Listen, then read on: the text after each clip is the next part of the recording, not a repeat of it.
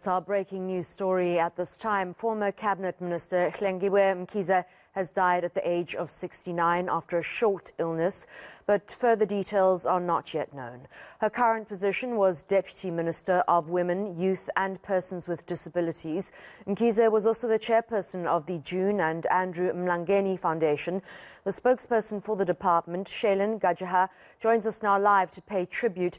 Hlengiwe, first of all, our sincere condolences from all of us here at eNCA. Tell us a little bit about your boss and what type of person she was like to work for. Sure, thank you and good morning. Yeah, it's really impacted us. We found out this morning that after a short illness, the Deputy Minister passed away. As you had indicated, we are allowing the family time to basically deal with this before we reach out to the family formally once again to try to ascertain perhaps more information for our own understanding at this time. So many unanswered questions. We've just been overwhelmed as a department. The messages between the staff members and our stakeholders have not stopped pouring in at this stage. It's just an indication of how much she was loved as a deputy minister. I mean, for anyone who knew her, they knew how warm she was, how infectious her smile was. She was tough when she needed to be. She asked the tough questions and she held us to account. But outside of those times, she was somebody you could really approach, sit down to. And of course, she was with us for a short time as the Deputy Minister in the Presidency for Women, Youth and Persons with Disabilities just from May 2019. But before that, she had served stints as the Minister of Higher Education and Training, as the Minister of Home Affairs. She had served as the Deputy Minister of Telecommunications, Deputy Minister of Economic Development as far back as 2012. And we could keep going back.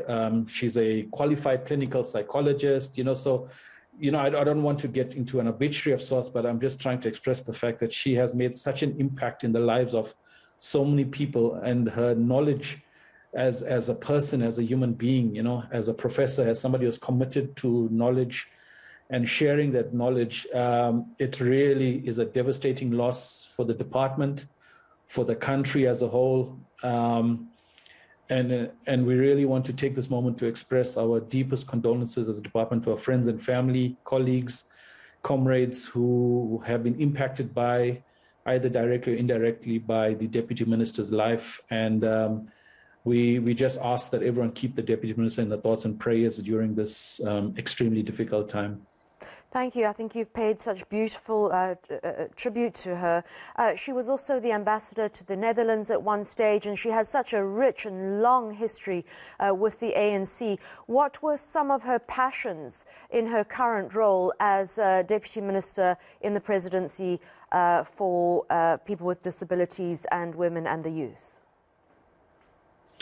Sure, yeah. So when she had joined, between herself and the Minister Maite Nkwana Mashabane, they had really put down the gauntlet to us saying, look, we're a small department, but our impact is most felt in this country amongst the most vulnerable and the most impacted citizens. So her passion was people, her passion was vulnerable groups. And in this portfolio, she really went above and beyond to campaign, to advocate, to lobby for the rights of the youth, their inclusion, but particularly persons with disabilities. She really connected with persons with disabilities. I recall phone calls from her in the workday, but as well as late at night, where she'd want to really discuss and understand an issue affecting the disabled community,